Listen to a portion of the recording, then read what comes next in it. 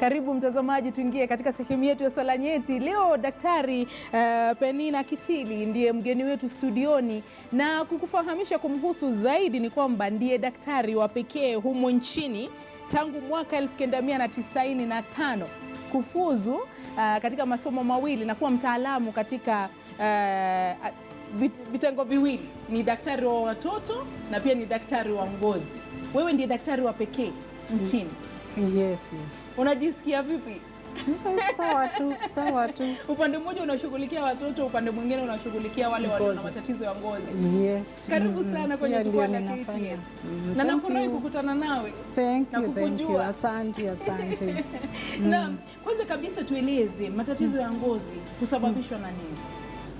Kwa vile labda vitu ambavyo tunavifanya bila kujua ambavyo huenda vikasababisha magonjwa haya. Enyewe magonjwa ya ngozi ni aina mingi. Mpaka hata ni ngumu kusema inasababishwa na nini. Kuna zile magonjwa zinasababishwa pengine na vitu ya kutoka nje. Hiyo ni kumaanisha environment. Kuna nyingi sana zinatokea kwa mwili wa mwenyewe. Na sana tuko na zile pia tunajua ziko linked na genetics, genes za mwenyewe. Kwa hivyo kufocus ni kama kusema particular disease ya ngozi, kwa sababu hivyo tu ndio unaweza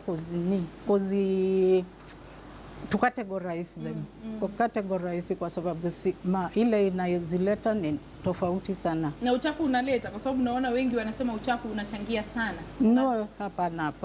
Watu wanasema ati watu wale wako na uchafu ndio wanapata pengine magonjwa zingine za uso kama hii tunaita acne. Lakini hiyo sio kabisa sio the cause.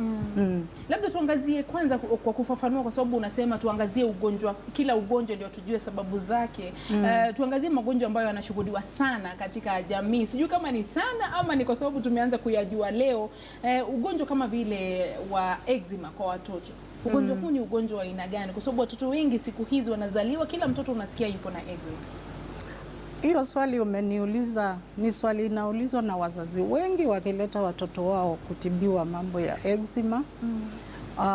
Mpaka hata sisi wataalamu wa ngozi hatujaelewa ni kwa nini. Lakini tunaendelea ni kama pengine watu wamekuwa sensitized. Watu wanaangalia, wanasoma sana hizi vitu ya Google. Wanatafuta ni nini inaleta hii kitu, inaonekana aje. Mpaka hata wengine wanaweza sema eczema hata ikiwa ni kitu kidogo, ile zamani hatukuwa tuna nini, hatukuwa tunahusika, hatukuwa tunafikiria ni ugonjwa. Lakini inakuwaje kwamba watoto wengi wanapata ugonjwa huo katika miaka ya sasa? Well, ile tunajua kabisa ni hivi. Ugonjwa wa eczema kuna aina mbili. Kuna ile ya kuzaliwa, genetic, na kuna ile eczema ya kutoka nje. Nje meaning environment. Na watu wengi, wazazi wengi, kama sisi tukiona watoto, kuna wengi wanakuwa na ile eczema ya kuzaliwa, meaning genetic. Hakuna chochote tumeona kama inaweza kuleta hiyo maugonjwa sana kuliko vile ile miaka imepita. In fact, uende kwa nyumbani village, utaenda ukute kuna watoto wako na hizo mashida, lakini wazazi hapo hawahusiki kwa sababu wameshaona ni kama kawaida.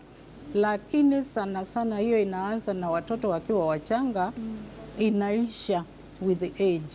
Wakifikisha miaka fulani hivyo.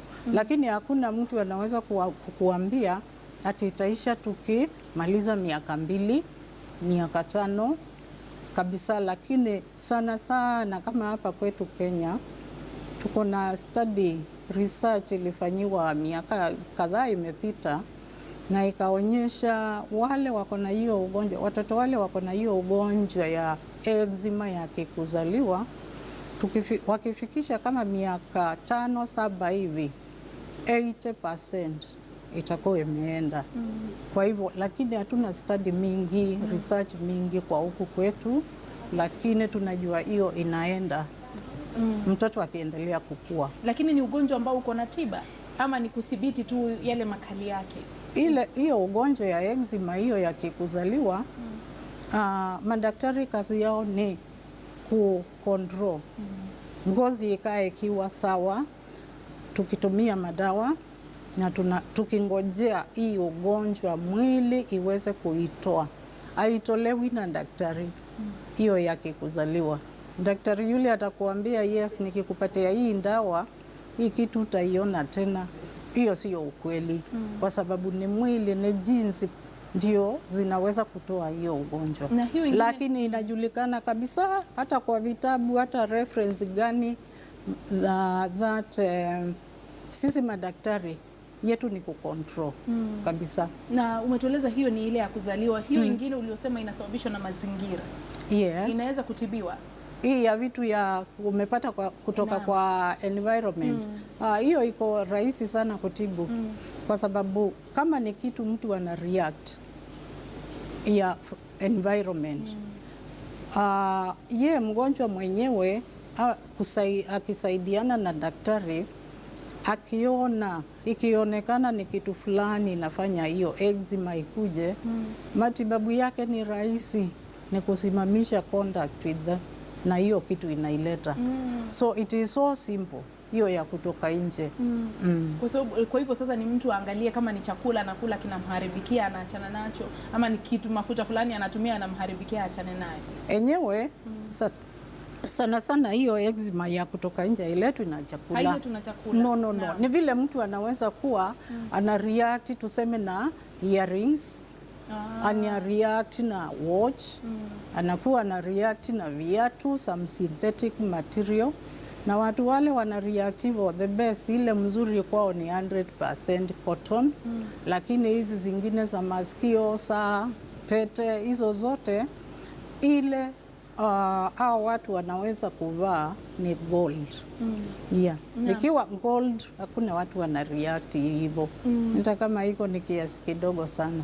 Unajua, labda mimi mwenyewe imenikanganya kama wazazi wengine kule nje, kwa sababu mara nyingine unaona mtu anakula kitu alafu kisha mwili unaanza kufura, kisha anaanza kujikuna, kisha mwili unaanza kukatika. Labda nikadhani hiyo pia ni mojawapo wa zile sababu. Kwa hivyo hiyo ni tofauti. Ni tofauti kwa sababu allergy enyewe hiyo ni allergy. Allergy ni inatokana na vitu mingi sana, ya kumeza, ya kushika juu kwa ngozi. Kwa hivyo kama hiyo ya chakula ile inaleta si ati ni eczema, ni allergy. Ile hiyo chakula ikitoka kwa mwili mtu anapona. Na kama ameshajua ni chakula gani asiitumie tena, na akitoitumia tena hatarudiwa na hiyo. Na hali nyingine ambayo tunaona inawapata watoto wengi na hata watu wazima, unaona kwamba ngozi inakuwa ni kavu sana, inakauka sana. Tatizo kama hilo linasababishwa na nini? Ama na tuangazie hilo kwanza. Kukauka kwa ngozi sana sana ni kulingana na ile genes ziko kwa wenyewe, kwa mwenyewe kabisa. Kwa sababu kuna familia unaweza enda ukute kila mtu ako na ngozi imekauka.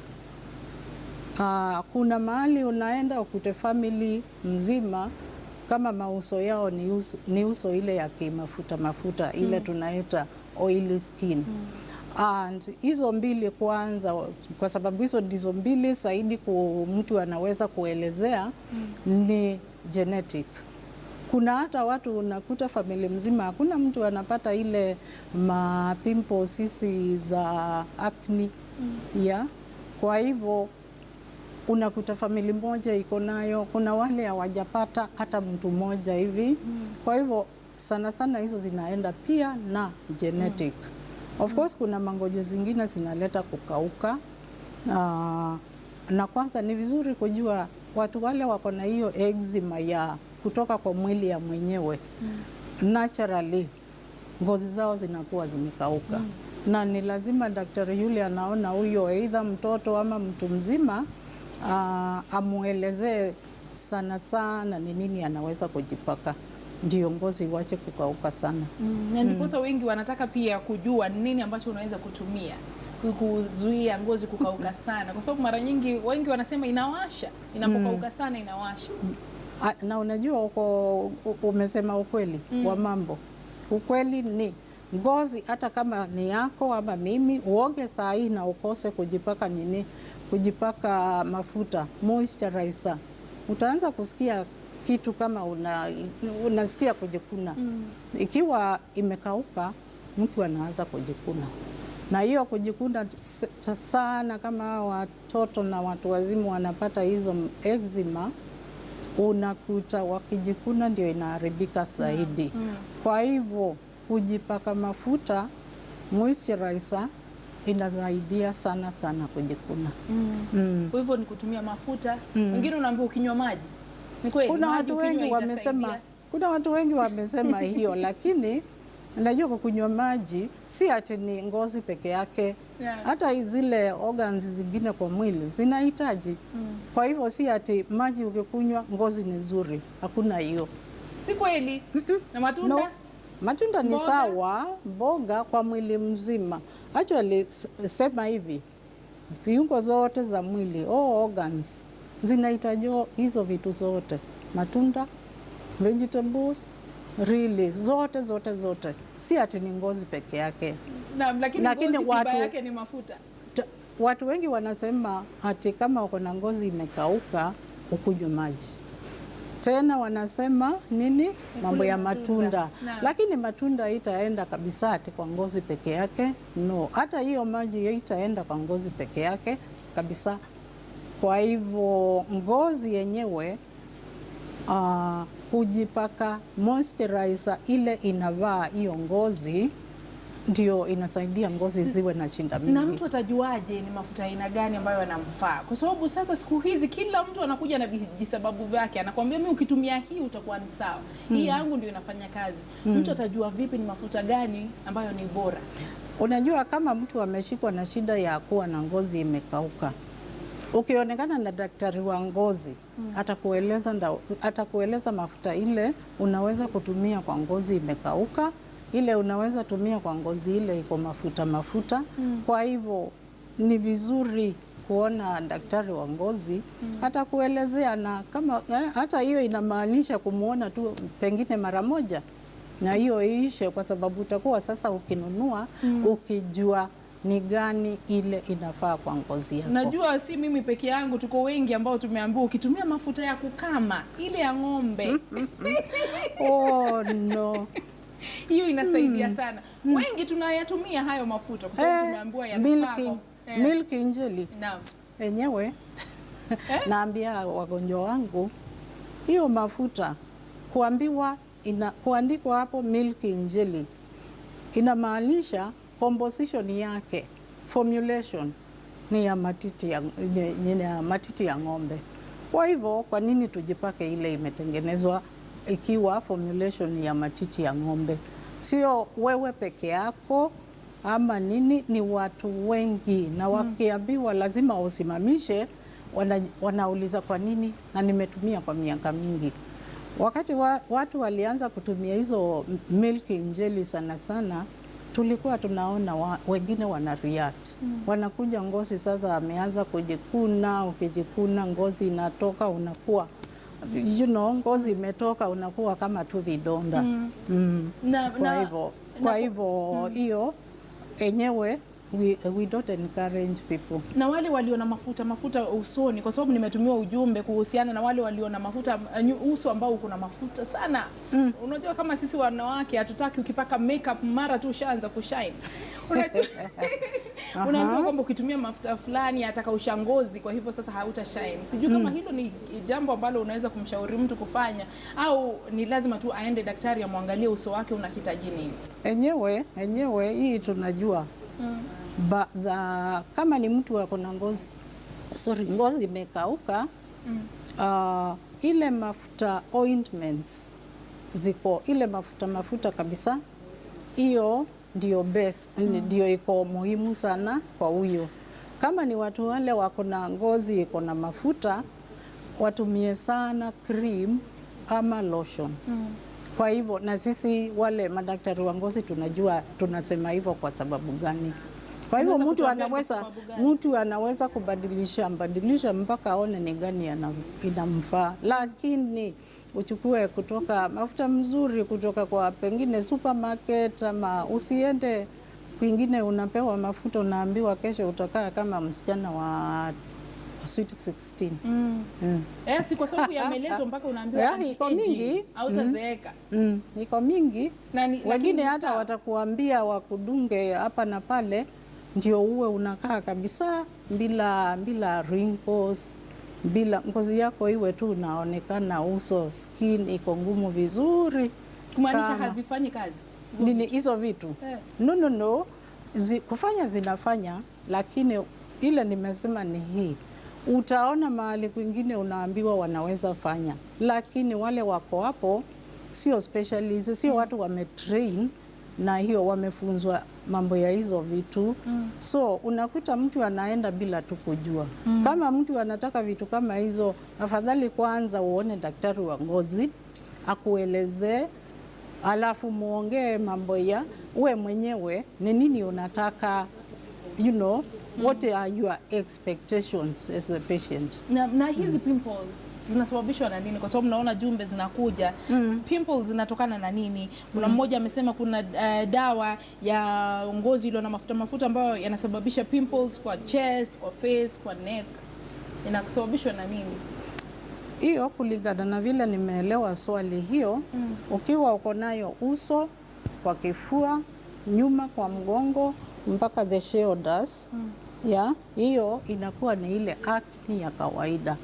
Acne ile pimples zinakuwa sana sana na teenagers kwa uso. Zina affect uso, kifua pande ya juu, mgongo pande ya juu mpaka kwa shoulders. So hiyo tunajua it's something referenced kama hizo ndio sehemu ya acne. Now mtu akisema zinatokana na nini? Tuko na theories. Hakuna kitu moja utaambiwa na mtu akikuambia kitu moja atakuwa na kudanganya. Tuko na theories ya vile zinakuja. Number one, hii hormones za watoto sio vile za watu wazima ziko. Na teenage ndio wanaanza sasa kusonga kutoka hii ya watoto, composition ya watoto, kuendelea mpaka composition ya watu wazima. Hiyo ni kitu moja, hormonal. Then tuko na ingine inasemekana kuna weza kuwa bakteria huko ndani kule, hiyo pimple imetoka na hiyo bakteria ndio imeileta. Hiyo pia ni theory. Na ile ingine ni kusema mafuta ile iko kwa damu ni mingi kuliko kawaida. Lakini hizo theories, especially hiyo ya mafuta, ukweli wa mambo ni kwamba hata ukipima damu za wengine wote wale wanakuja na hiyo acne, utakuta tu iko normal. Lakini pimples ndio hizo zinatokea pia.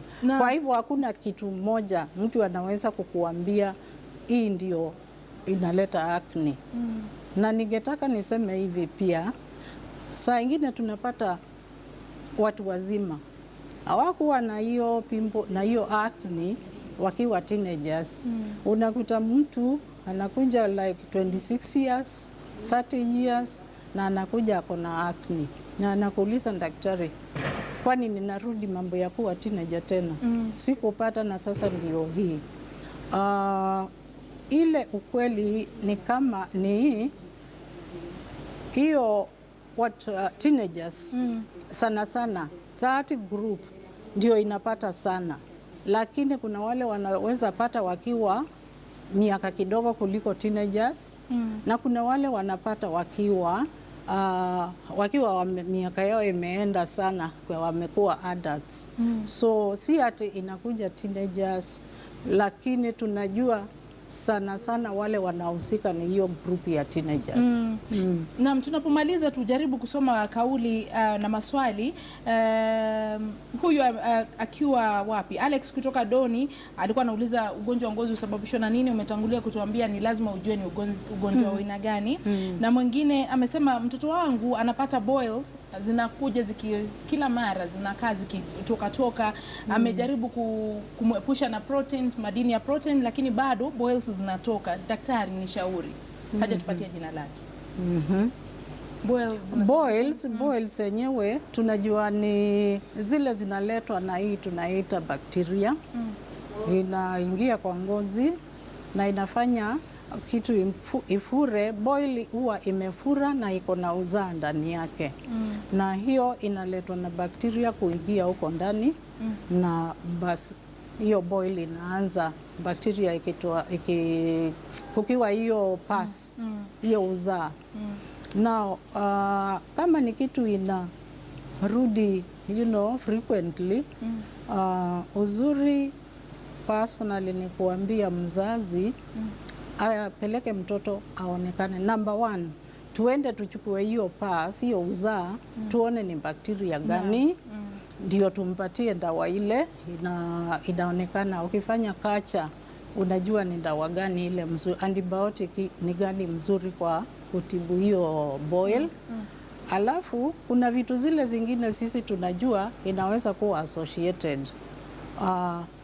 Unajua watu wale wako na ugonjwa wa sukari, diabetes, wanapata sana bacterial infection kwa sababu ya sukari mingi kwa damu yao. Watu wale wako na ngozi wanapata kujikuna.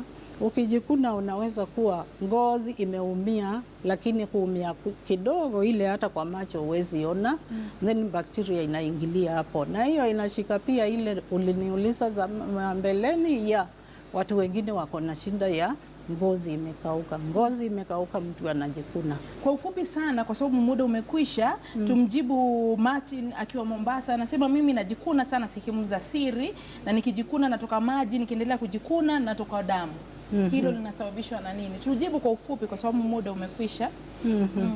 Enyewe huyo ile ningemwambia ni aende aone daktari wa ngozi, kwa sababu shida zile zinakuja na kujikuna ni mingi.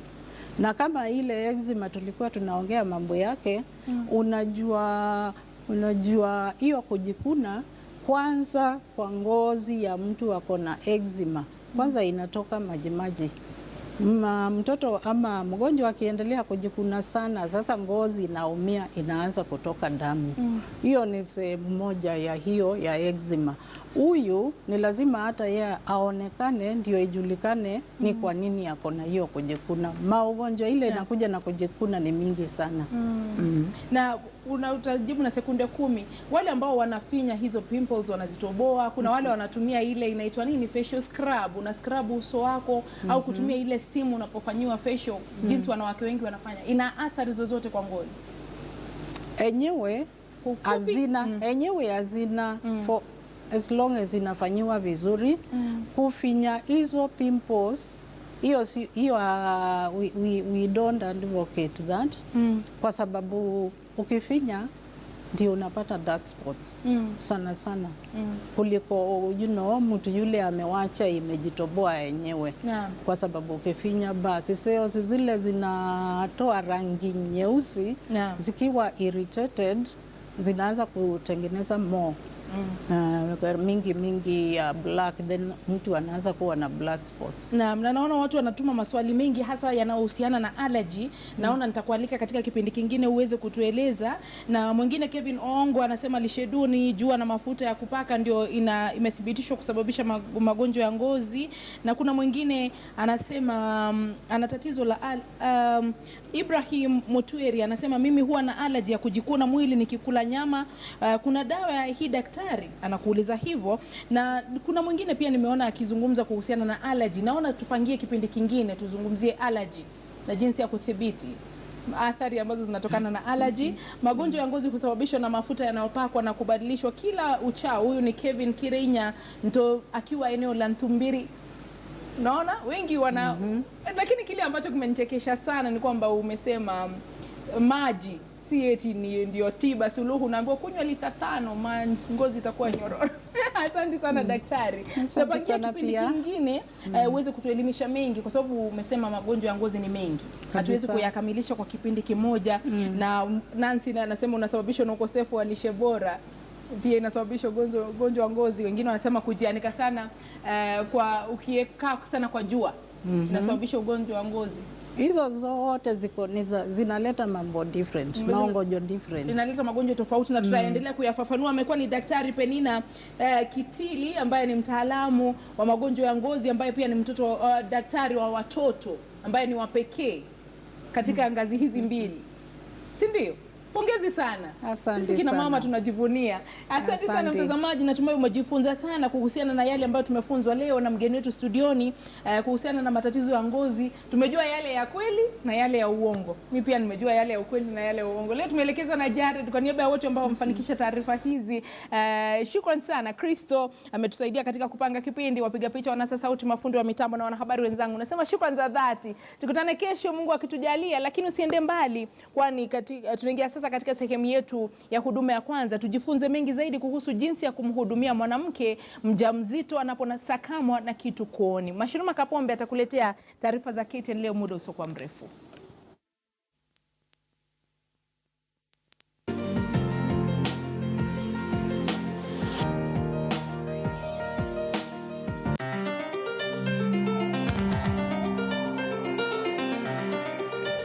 Jambo, naitwa Christine Waweru kutoka shirika la Kenya Red Cross Society. Leo ningependa kuonyesha jinsi ya kusaidia mjamzito ambaye ananyongwa. Karibuni.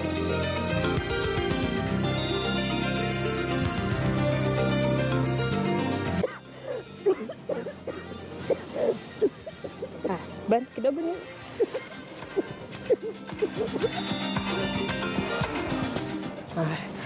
Pole sana. Unasikiaje sasa? Okay. Ikiwa ni mjamzito, utakuja karibu na yeye, mwambie kohoa tafadhali.